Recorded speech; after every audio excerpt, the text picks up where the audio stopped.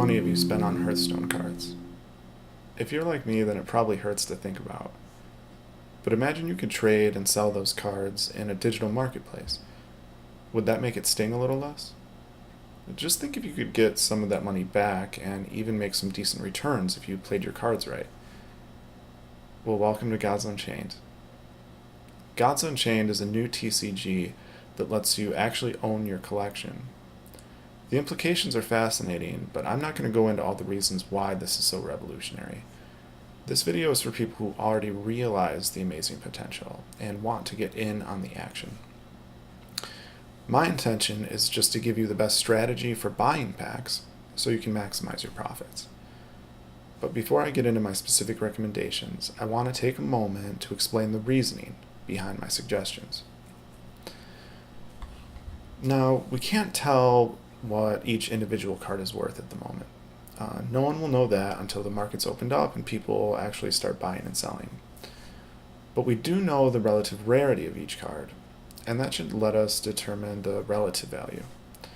For example, we might not know if a generic rare card is worth $1, but we do know that a generic epic card is 5 times as rare, so it stands to reason that a generic epic card should be worth 5 times as much as a generic rare card. Using this reasoning, we can also determine the relative value of packs. So let's compare the value of each pack to figure out which ones are the best deal. The first thing to notice is that epic packs are a relatively poor value. Why is this the case? Well, it's because epic packs cost 6 times the price of a rare pack. This would mean that it has to contain 6 times the rarity in order to be worth it. But does it? Not at all. Epic cards are only 5 times as rare as rare cards, so you're better off buying rare packs instead. Here's a comparison of what you're most likely to get in both scenarios. As you can see, the average epic pack will get you 1 epic card and 4 commons. For the equivalent price, you could buy 6 rare packs, which is likely to give you 1 epic, 5 rares, and 24 commons. Looking at it this way, it's obvious what the better deal is. So let's move on to legendary packs. This is where I think things get a lot more interesting. So legendary packs cost 10 times more than rare packs. But do they contain 10 times the rarity? Yes, they do. That's because legendary cards are actually 40 times more rare than rare cards. But before you go out and buy $5,000 worth of legendary packs, let me remind you of one thing.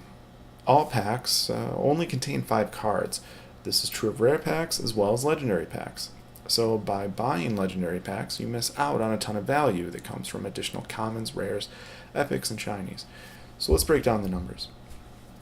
If you were to buy a legendary pack, you'd most likely get 1 legendary and 4 commons.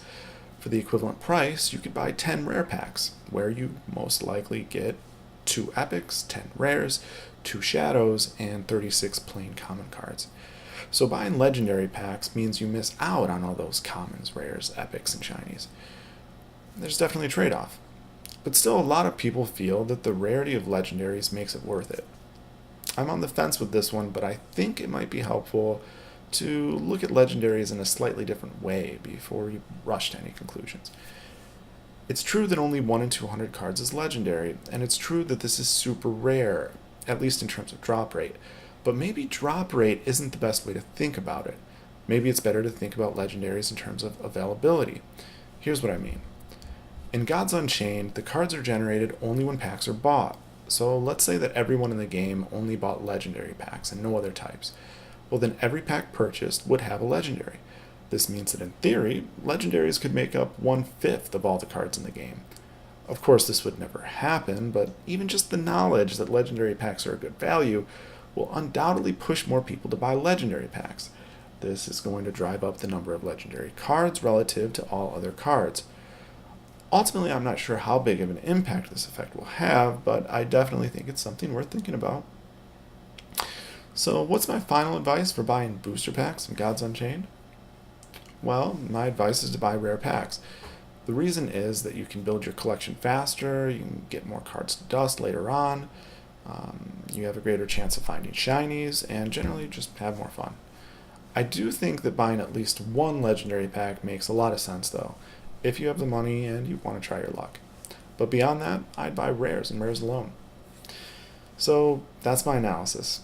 I hope you found it helpful. If you did, I ask that you please use my affiliate link in the comment section below, or the description below.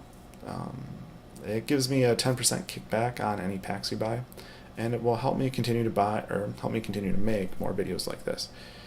So I'm super excited about Gods Unchained. I plan on making an entire series of videos on this game, so hit that subscribe button for a notification when my next vid goes live if you want.